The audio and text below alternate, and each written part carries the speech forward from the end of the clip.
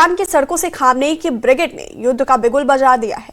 क्रांति की सालगिरह से क्या ईरान ने ट्रंप के लिए नया ऑर्डर जारी किया है? क्या ईरान की मिसाइलों का रुख तेल अवीव पर सेट हो गया है? 47 साल बाद ईरान की सड़कों से एक मैसेज क्लियर है।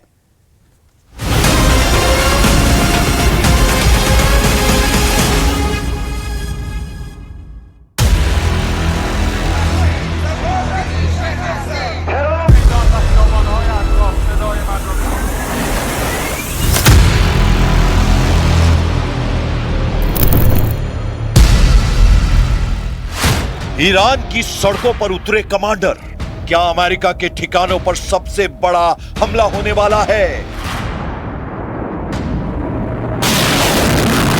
तेहरान की सड़कों पर बैलिस्टिक मिसाइलों की तैनाती, क्या तेल अवीव पर मंडरा रहा है तबाही का साया?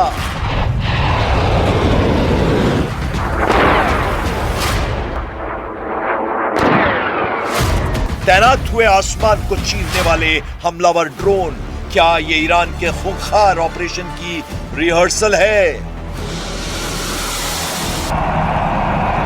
ईरान ने दिखाई मोबाइल लॉन्चर की ताकत, क्या ईरान ने अमेरिका और इजराइल से फुल एंड फाइनल युद्ध का मन बना लिया है?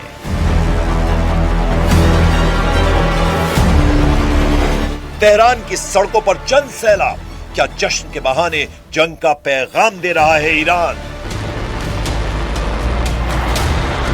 तेहरान की सड़कों से उठी एक गूंज, एक ऐलान और चेतावनी, क्या ये ईरान की अमेरिका और इजराइल को खुली चेतावनी है? जश्न के मंच पर सिर्फ नारों की गूंज नहीं, बैलिस्टिक मिसाइलों की खामोश मौजूदगी किसी बड़े तूफान की तरफ बड़ा इशारा कर रही है। आसमान की तरफ इशारा करते ड्रोन, क्या ईरान ने अपना इरादा जाहिर कर दिया है कि वो जमीन से नहीं आसमान से हमला करेगा? मोबाइल लॉन्च सिस्टम, क्या ये सिर्फ ताकत की नुमाइश है या ईरान के बड़े फैसले की तरफ इशारा है?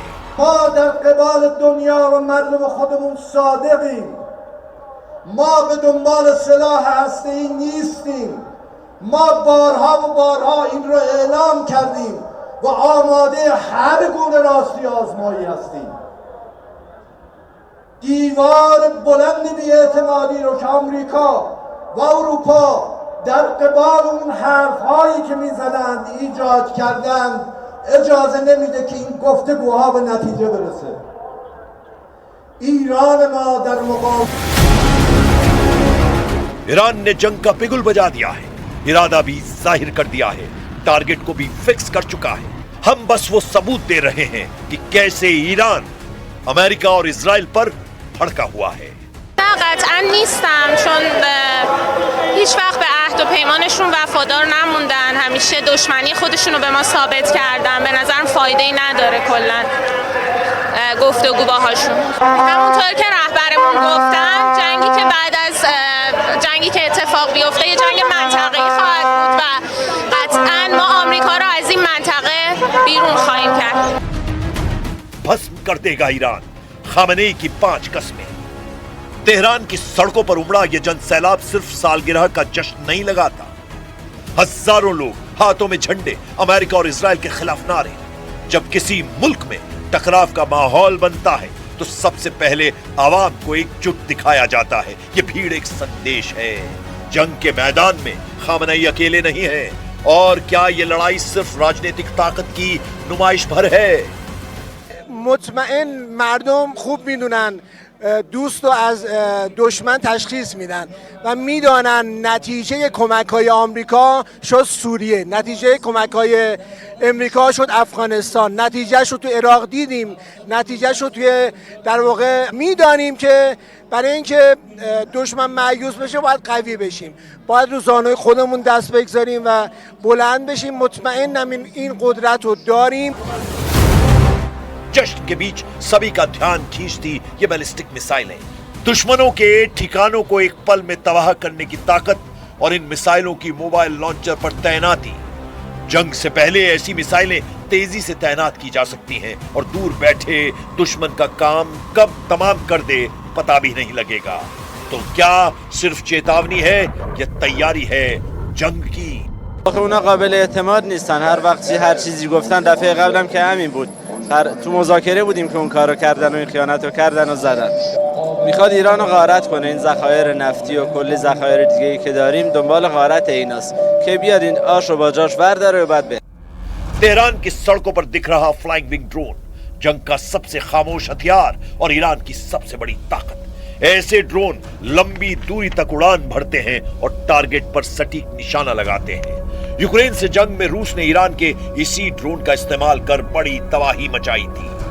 अब सवाल यह है कि ईरान ने ये ड्रोन सिर्फ ताकत दिखाने के लिए लगाए हैं या उसके मिलिट्री ऑपरेशन की तैयारी का हिस्सा हैं। ट्रक पर लगा ये कैनिस्टर बेस्ड लॉन्च सिस्टम तेज और अचानक तैनाती के लिए जाना जाता है।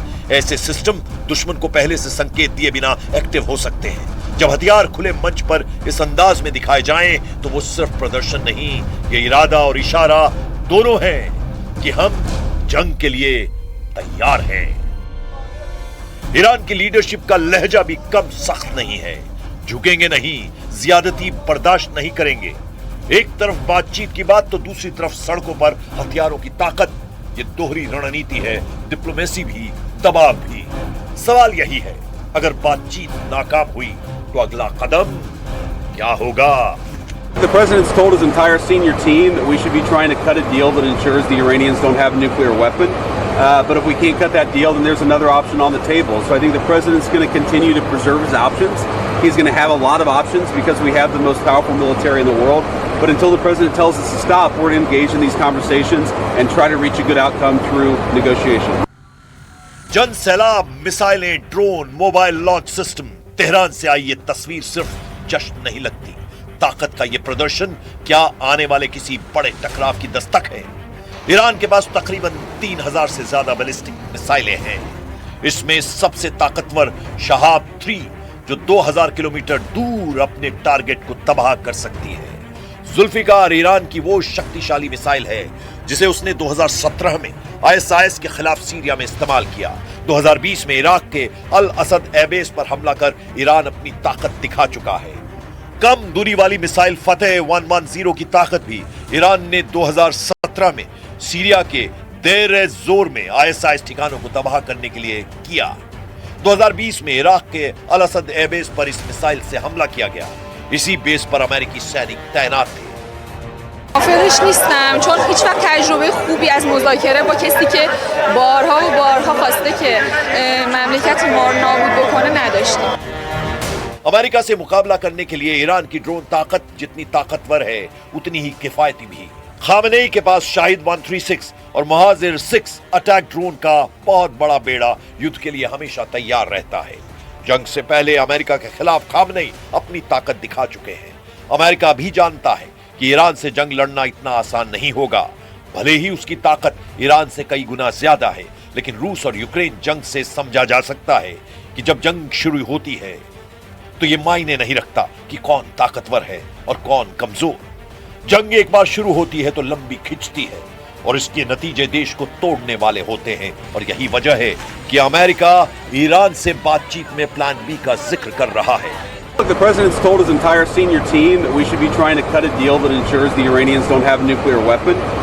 But if we can't cut that deal, then there's another option on the table. So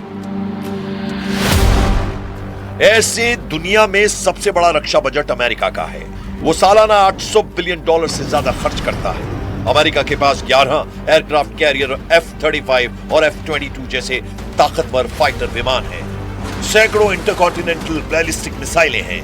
सीधी लड़ाई में अमेरिका ताकतवर है। लेकिन जब दो देश जंग में उतरते हैं तो सिर्फ दो देशों की लड़ाई नहीं रहती, इसमें धुरी बनती है, एलाइज जुड़ते हैं। और जब बात अमेरिका से जंग की होगी तो इसके खिलाफ भी एक लंबा